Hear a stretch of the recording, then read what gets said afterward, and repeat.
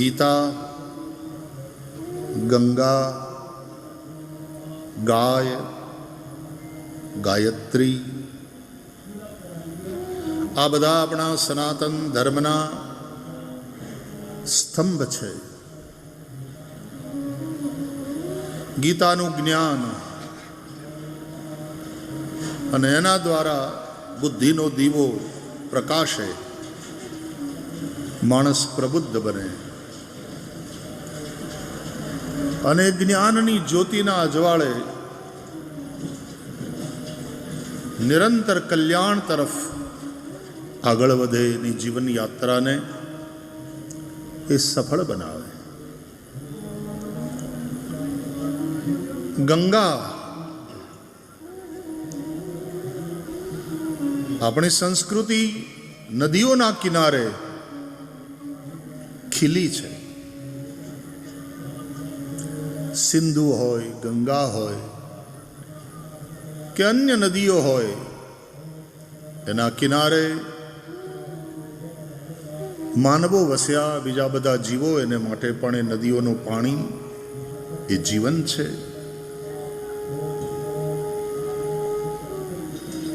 ગંગા એવું જ્યારે બોલીએ ત્યારે ગંગાના માધ્યમથી બધી જ નદીઓની આપણે વાત કરીએ છીએ, કારણ કે નદીઓમાં ગંગા શ્રેષ્ઠ છે. નિમ્નગાનામ યથા ગંગા.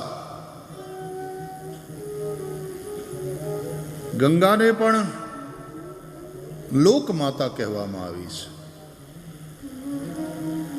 નદીઓનું જળ અને નિર્મલ હોય, એ પર્યાપ્ત માત્રામાં હોય તો એ નદીઓ આપણા ખેતરને સિંચે. ચોમાસા સિવાયના સમયમાં પણ ધન ધાન્યથી આ ધરતી ભરપૂર રહે. પીવાનું પાણી, શુદ્ધ પાણી મળી રહે તો નિરામય જીવન માણસ જીવી શકે. આપ સૌ જાણો છો કે મોટા ભાગના રોગ પ્રદૂષિત જળને કારણે થાય. એટલે નદીઓ એમાં નિર્મળ વારી વહેતું હોય અને પર્યાપ્ત માત્રામાં વહેતું હોય, અવિરલ ગતિથી વહેતું હોય તો ઘણું ખરું નદી પોતે જ પોતાની જાતને નિર્મળ બનાવી લે છે. તો બહુ નદીઓને બાંધીશું, એના પ્રવાહને આપણે અવરોધીશું તો જળની નિર્મળતા ક્યાંક ને ક્યાંક બાધિત થવાની. અને એને બદલે નદીઓના કિનારે રહેલા વસેલા ગામ અને શહેરો પોતાનું ગંદુ પાણી જ્યારે નદીઓમાં વહાવે તો નદીઓનું પ્રદૂષણ વધવાનું અને એને કારણે રોગોની સંખ્યા પણ વધવાની, રોગોનું પ્રમાણ વધવાનું, લોકોનું આરોગ્ય જોખમાશે. ત્રીજું, ગંગા, गाय. गाय से मतलब है संपूर्ण हमारी कृषि व्यवस्था, क्योंकि हमारी जो व्यवस्था है वो कृषि आधारित है. आज भी भारत कृषि प्रधान राष्ट्र माना जाता है. और जब हम कृषि की बात करते हैं तो गाय और गोवंश की बात करते हैं, क्योंकि बिना गाय और बिना गोवंश के कृषि संभव नहीं है. और यदि संभव है तो केमिकल फर्टिलाइजर्स અને આધુનિક જંતુનાશકો એક પ્રકારનું ઝેર છે. એ ધરતીને પણ વિષયુક્ત કરે છે અને ધરતીમાં જે વવાયેલું હોય એ પેદા થતું અનાજ કે શાકભાજી કે ફળો કંઈ પણ, એ બધું જ વિષયુક્ત બને અને એને કારણે પણ માણસનું આરોગ્ય જોખમાય. જે થઈ રહ્યું છે આપણે બધા જોઈ રહ્યા છીએ, આપણે સાક્ષી છીએ. તો કૃષિ ગાય અને ગોવંશ આધારિત, અને એટલા માટે ગાય એને આપણે વિશ્વની માતા કહી. ગાયથી મળતા બધા જ દ્રવ્યો, માત્ર દૂધ નહીં, ગૌમૂત્ર હોય, ગોમય હોય, બધા જ દ્રવ્યો એને આપણે પવિત્ર અને બહુ મહત્વપૂર્ણ માન્યા છે. યજ્ઞ ગાય વગર થઈ જ ન શકે. જૂના જમાનામાં ઋષિઓ યજ્ઞ માટે થઈને એક ગાયને અલગ જ રાખતા. એ ગાયનું ઘી, એના દૂધ, દહીં, ઘી ઇત્યાદિથી બનેલું પંચામૃત, કારણ કે પંચામૃતમાં 5માંથી 3 વસ્તુ તો ગાયથી જ પ્રાપ્ત થાય છે. પછી સાકર અને મધ, એ બીજા 2 ઉમેરીએ એટલે પંચામૃત થાય. ગોમયથી યજ્ઞશાળાને લીપવી પડે. ગોમૂત્ર, ગોમય, ગોદુગ્ધ, ગોદધી, ગોઘૃત, એના વિના યજ્ઞ ન થઈ શકે. તો અર્થવ્યવસ્થાની પણ આધારશિલા છે ગાય. એટલા માટે ગાય અત્યંત મહત્વપૂર્ણ છે. ચોથું, ગાયત્રી. સંપૂર્ણ વૈદિક વાંગ્મયનો જો કોઈ સાર હોય તો એ ગાયત્રી મંત્ર છે. ગાયત્રીની ઉપાસના દ્વારા ઋષિઓની મેધાશક્તિ ખીલી છે.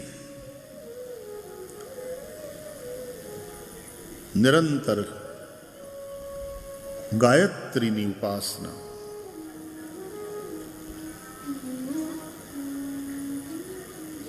ત્રણેય વેદોમાં, વેદત્રયીમાં ગાયત્રી છે. તો એ જ્યાં ગાયત્રી મંત્ર છે તે એ વેદનો સાર છે. ગાયત્રીનું આટલું બધું મહત્વ છે. ગાનારની રક્ષા કરે છે એટલા માટે ગાયત્રી કહેવાય. અને એમાં જે સવિતાના ધ્યાનની વાત કરવામાં આવી, તત્ સવિતુઃ વરેણ્યમ ભર્ગો દેવસ્ય ધીમહિ.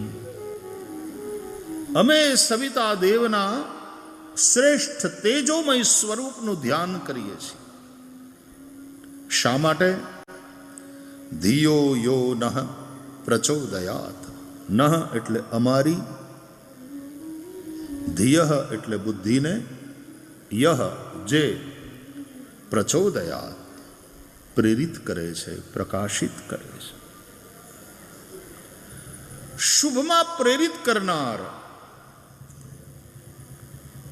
નિરંતર કલ્યાણના માર્ગે ચાલવાની પ્રેરણા આપનાર ગાયત્રી છે.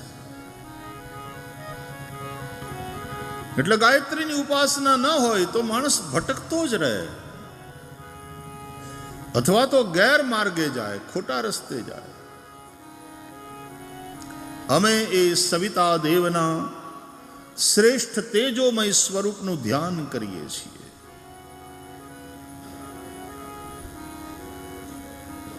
સવિતાનો સામાન્ય અર્થ સૂર્ય એવો થાય છે, પણ ગાયત્રી મંત્રમાં જે સવિતાના ધ્યાનની વાત કરી છે વેદોએ, એ સવિતા એટલે માત્ર આકાશમાં દેખાતા આ સૂર્યનારાયણ નહીં, એ પ્રત્યક્ષ દેવ છે, એ આદિદેવ છે.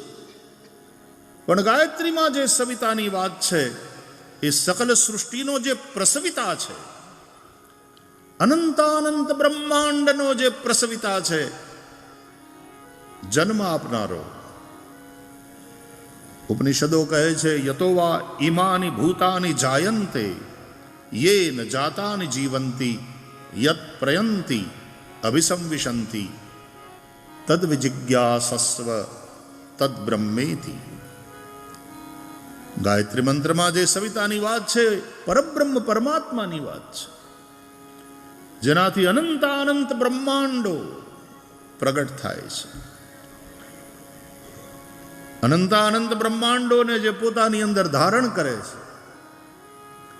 અને અનંતાનંત બ્રહ્માંડોને એક સમયે જે પોતાની અંદર પાછા સમેટી લે છે, એ પરબ્રહ્મ પરમાત્માનું અમે ધ્યાન કરીએ છીએ. આ ગાયત્રી આમ જુઓ તો યુનિવર્સલ મંત્ર છે. આ લોકોને અત્યારે તો ધાર્મિક સંકીર્ણતા કરતા ધાર્મિક કટ્ટરતા વધારે ખતરનાક છે અને વિશ્વ આખાને હેરાન કરી રહી છે આ ધાર્મિક કટ્ટરતા. मेरी व्यासपीठ कहती रहती है कि धर्म का संबंध कट्टरता से नहीं है, धर्म का संबंध करुणा से है. ધર્મ અને કટ્ટરતા ખતરનાક સંયોજન છે, વિશ્વ માટે સમસ્યા ઊભી કરે એવું સંયોજન છે.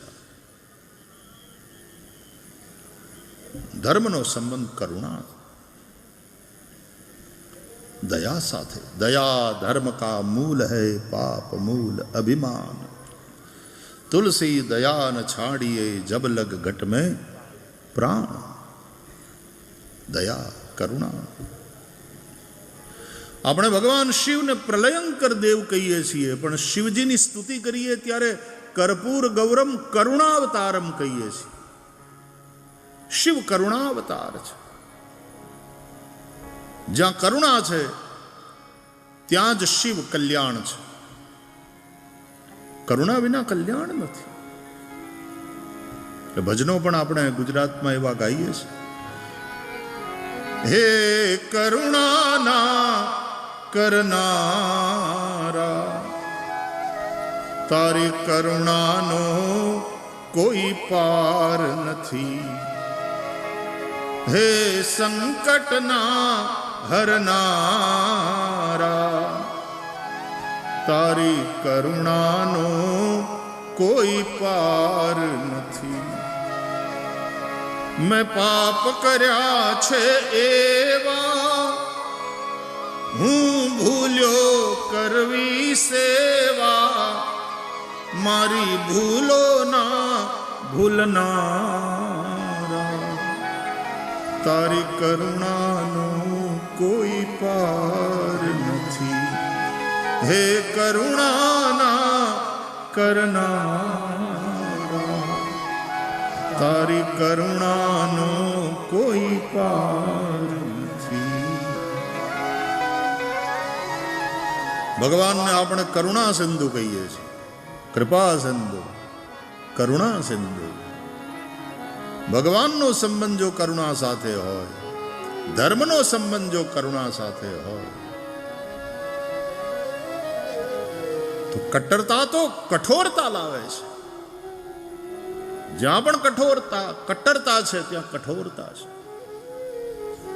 એટલા માટે હું તો કયા કરું કે કટ્ટર હિન્દુ આ શબ્દ સાથે હું સહમત નથી, કારણ કે આપણા ધર્મને અનુકૂળ જ નથી. वो हिंदू धर्म की पहचान ही नहीं. એને બદલે એમ કહું હું ચુસ્ત હિન્દુ છું, ચુસ્ત હિન્દુ છું. બાકી તો કટ્ટરતા સાથે જેનો સંબંધ છે એ આતંકવાદ અને નિર્દોષોની હિંસા કરનારા, બોમ્બ ધડાકા કરનારા અને વિસ્ફોટ કરનારા લોકો છે. હિન્દુ ધર્મનો સંબંધ આતંકવાદ સાથે નથી, અધ્યાત્મની સાથે. આતંક નહીં, અધ્યાત્મ. અને જ્યારે અધ્યાત્મની સાથે સંબંધ હોય ત્યારે વિશ્વ બંધુત્વની વાત હોય. ઉદાર ચરિતાનાંત વસુધૈવ કુટુંબકમ. આ હિન્દુ ધર્મની સોચ છે, આ હિન્દુ ધર્મની વિભાવના છે. એ સંપૂર્ણ વિશ્વને એક પરિવાર માને છે. પશ્ચિમના ભૌતિકવાદની વિચારધારાએ સંપૂર્ણ વિશ્વને એક બજાર માન્યું છે, માર્કેટ. World market. અને બજારમાં માણસ જે પણ જાય, વેચવા વાળો કે ખરીદવા વાળો, એ સ્વાર્થને લઈને જાય છે. સાચી વાત કે નહીં? વેપાર એટલે વધારે લઈને ઓછું આપવું, એનું નામ વેપાર. આપ સંમત હોતે હો કે નહીં? વધારે લઈને ઓછું આપે એનું નામ વેપારી. ₹1.25 લે ગ્રાહકની પાસેથી ને ₹1 વસ્તુ આપે એનું નામ વેપારી. તો જ ચારાના કમાય ને વાલા. વેપારી છે, એને નફો કરવાનો છે, એને કમાવાનું છે. 25 પૈસા એ ત્યારે કમાય જ્યારે ₹1.25 લઈ અને તમને ₹1 વસ્તુ આપે. અને એટલા માટે વિશ્વ વ્યાપાર, વર્લ્ડ ટ્રેડ આ સ્વાર્થ ઉપર જ ચાલે છે. વધારે લઈને ઓછું આપવું. અને જે ખરીદી કરવા જાય છે એ પણ પોતાનો સ્વાર્થ જુએ છે કે મને જેટલા ઓછામાં પડે એટલા ઓછામાં, એટલે ભાવતાલ કરે, बार्गेनिंग करे. तो खरीदने वाला भी अपना स्वार्थ देखता है, बेचने वाला भी अपना स्वार्थ देखता है, क्योंकि वो बाजार है. તો પશ્ચિમના ભૌતિકવાદે વિશ્વ આખાને એક બજારના રૂપમાં, અને અત્યારનું જે જીઓપોલિટિકલ જે કંઈ વાતાવરણ વિશ્વ આખામાં છે, દુનિયાના બધા જ દેશોની સરકારો વેપારી થઈ ગઈ છે. સંપૂર્ણ રાજનીતિ વેપાર ઉપર આધારિત છે. એક નેતા એમ કે અમે આટલો ટેરિફ નાખશું, આના ઉપર 150%, આના ઉપર અમે 500% લઈશું, વગેરે વગેરે. पूरी राजनीति बाजार पर आधारित है.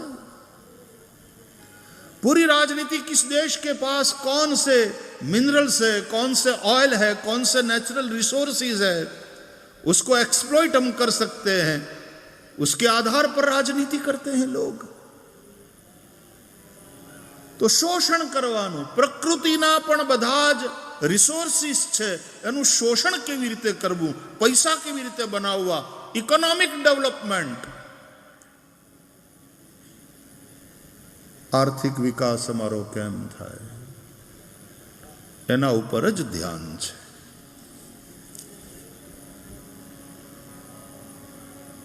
ज्यारे भारते आ राष्ट्રના ઋષિઓએ આપણને એક જે વિભાવના આપી છે, એ સનાતન ધર્મની વિભાવના વિશ્વને બજાર રૂપે નથી જોતી, એ વિશ્વને એક પરિવારના રૂપે જોવે છે.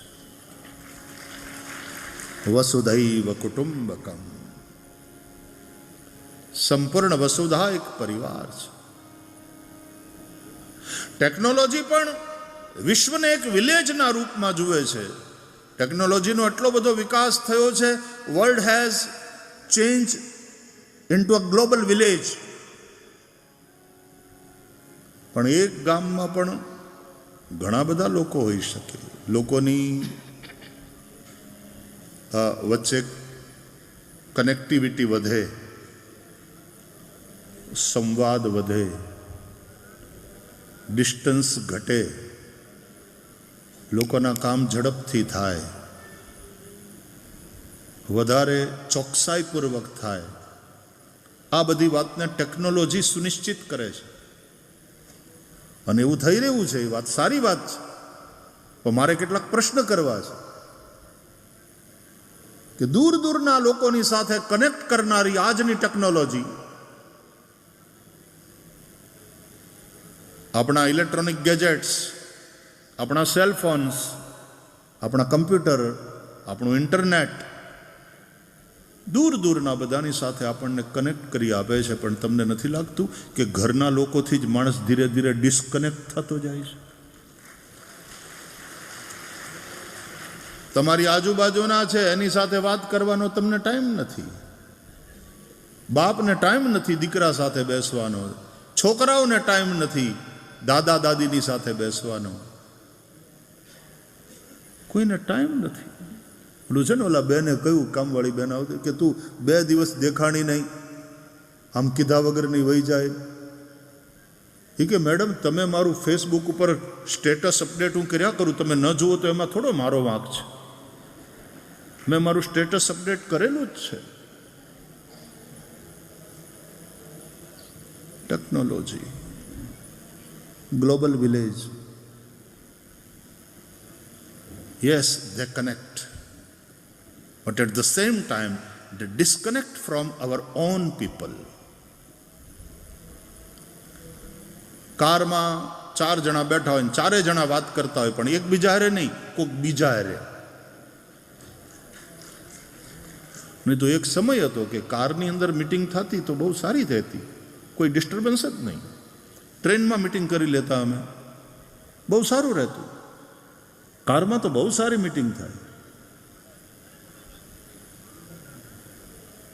પણ હવે 4 જણા કારમાં બેઠા બેઠા વાત કરતા હોય, એકબીજા સાથે નહીં, કોઈક બીજા સાથે. એટલે પાછલી સીટ ઉપર બેઠો બેઠો વાત કરતો હોય તો આગલી સીટ વાળો કહે કે ના હું કીધું, તો કે ના ભાઈ તમને નહીં, હું તો ફોન ઉપર વાત કરું છું. એટલી બધી મિસઅન્ડરસ્ટેન્ડિંગ થાય. ટેકનોલોજી કનેક્ટ કરે છે, હા બરાબર. ઘરના નજીકના એનાથી ડિસ્કનેક્ટ કરે છે, એ પણ હકીકત છે. ટેકનોલોજીને કારણે કામ આમ ચપટી વગાડતામાં થાય છે, સમય બચે છે, વાત સાચી. તો કેમ તમારી પાસે સમય નથી? સમય બચવો જોઈએ, પણ અત્યારે જો કોઈની પાસે ટાઈમ નથી. અરે નિશાળમાં ભણતા છોકરાઓની પાસે ટાઈમ નથી.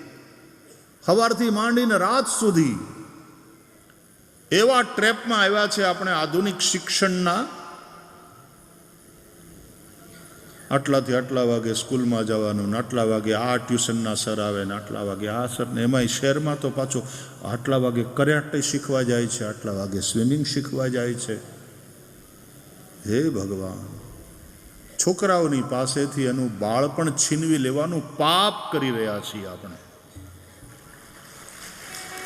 એ બાળપણ જે છોકરાઓને પાછું ક્યારેય મળવાનું નથી, એ બાળપણના ઉપર આપણે કેટલો બોજો લાદી દીધો, કેટલું ટેન્શન, કેટલું તણાવયુક્ત કરી નાખ્યું બાળપણ. આપણે એને નિરાતે રમવાય દેતા નથી.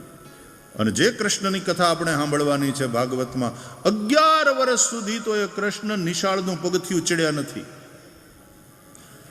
એ ગાયુચારી ગોપાલ કૃષ્ણે વનમાં રમ્યા ભમ્યા, ગાયોચારી દુષ્ટ દાનવોનો સંહાર કર્યો. 11 વર્ષ સુધી ક્યાં ભણવા ગયા? એનો અર્થ હું એમ નથી કહેવા માંગતો કે 11 વર્ષ સુધી તમે સ્કૂલમાં બાળકને ન મોકલો, પણ આટલી ખાતરી આપું કે 11 વર્ષ સુધી નહીં મોકલો, તમારું છોકરું વાહે નહીં રહી જાય, એ પાક્કું.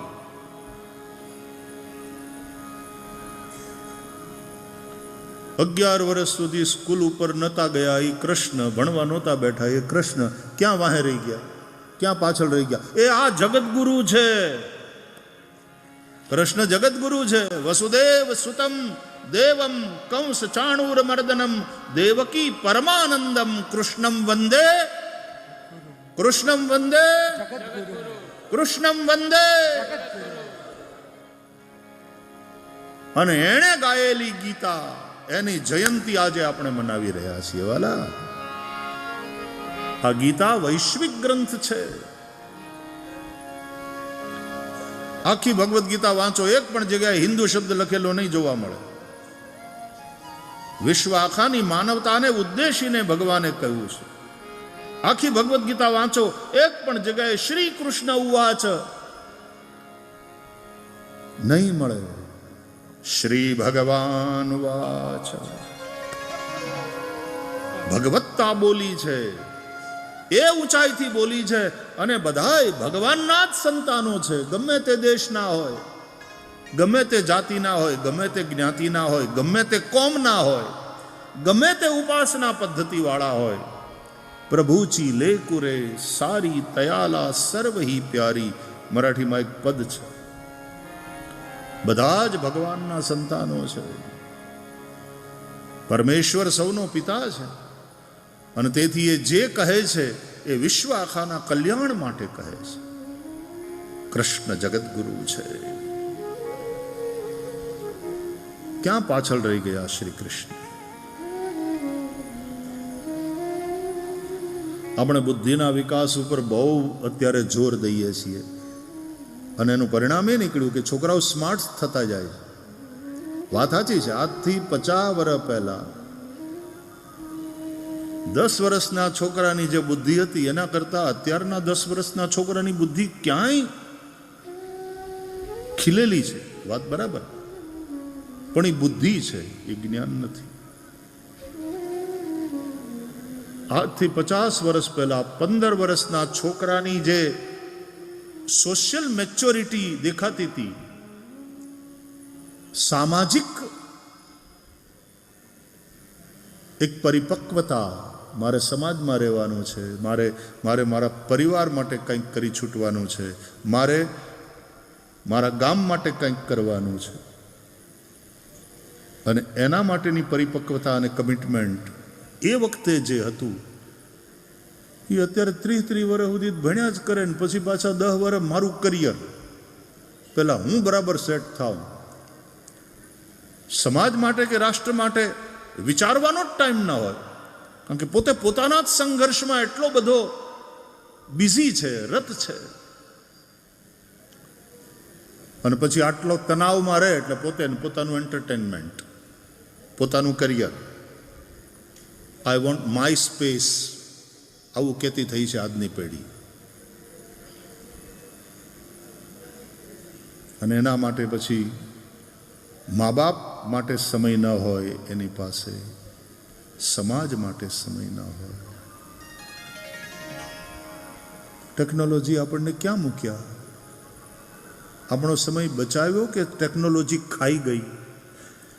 ભારતનો આમ નાગરિક અત્યારે આ ડેટા બધા સસ્તા થઈ ગયા છે એટલે 3-3.5 કલાક સોશિયલ મીડિયા ઉપર રહે છે. આની આ ટેકનોલોજી જે સમય બચાવી શકે એ આપણો સમય ખાઈ જાય છે. કોઈને માટે સમય નથી. ત્યારે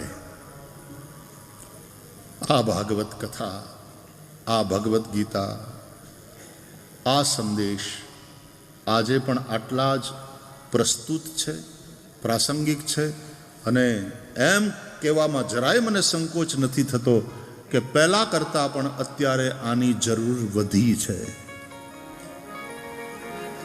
કથાની, ગીતાની, ભાગવતની.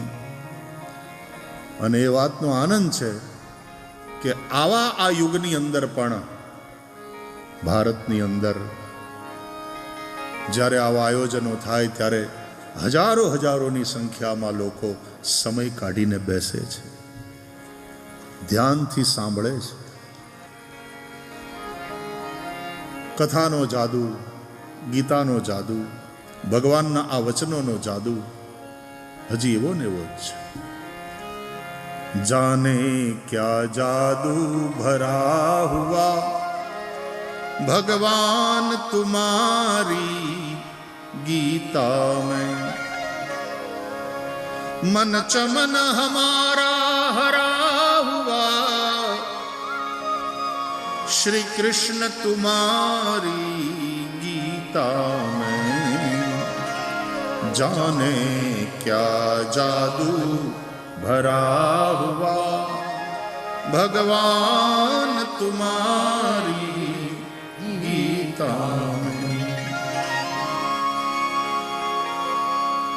जब शोक मोह से घिर जाए तब गीता वचन हृदय लाए। जब शोक मोह से गिर जाए तब गीता वचन हृदय लाए। सारा भवसागर तरा हुआ, सारा भवसागर तरा हुआ भगवान तुम्हारी गीता में जाने क्या जादू भगवान तुम्हारी गीता गीता संतों को प्यारी है, क्योंकि श्रुति धर्म के अनुसारी है। गीता संतों को प्यारी है, श्रुति धर्म के अनुसारी है। युग युग युग का अनुभव जुड़ा हुआ, युग युग का अनुभव जुड़ा ऋषिभिः परिगीतानि छंदोभिः विविधैः पृथक्। अर्जुन, मैं ये कोई नई नई बात नहीं कह रहा हूं, जो ऋषियों ने अनेक बार कहा है, जो छंदों यानी वेदों ने कहा है, वही बात मैं तेरे माध्यम से पुनः दोहरा रहा हूं, पूरे विश्व को फिर से बता रहा हूं। गीता संतों को प्यारी है, श्रुति धर्म के अनुसारी है। युग युग का अनुभव जुड़ा हुआ, युग युग का अनुभव जुड़ा हुआ। भगवान तुम्हारी गीता में जाने क्या जादू भरा हुआ। भगवान तुम्हारी गीता मन चमन हमारा हरा हुआ, चमन हमारा हरा हुआ। मन चमन हमारा हरा हुआ। चमन हमारा हरा हुआ। मन चमन हमारा हरा हुआ। श्री कृष्ण तुम्हारी गीता में, भगवान तुम्हारी गीता में जाने क्या जादू भरा हुआ। भगवान गीता के गायक भगवान हैं, गीता के गायक जगत गुरु हैं। मात्र बौद्धिक विकास नहीं,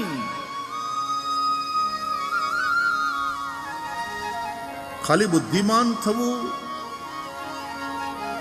બહુ બુદ્ધિનો વિકાસ થાય, માત્ર આટલું જ સુનિશ્ચિત કરે તો એ શિક્ષણ અધૂરું છે.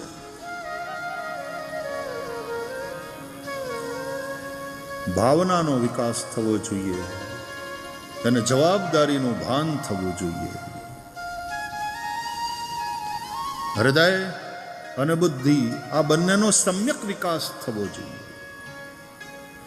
બુદ્ધિનો વિકાસ થાય અને હૃદય સાંકડું રહી જાય, તમારી ભાવના સ્વાર્થથી ભરેલી રહે, એમ નહીં.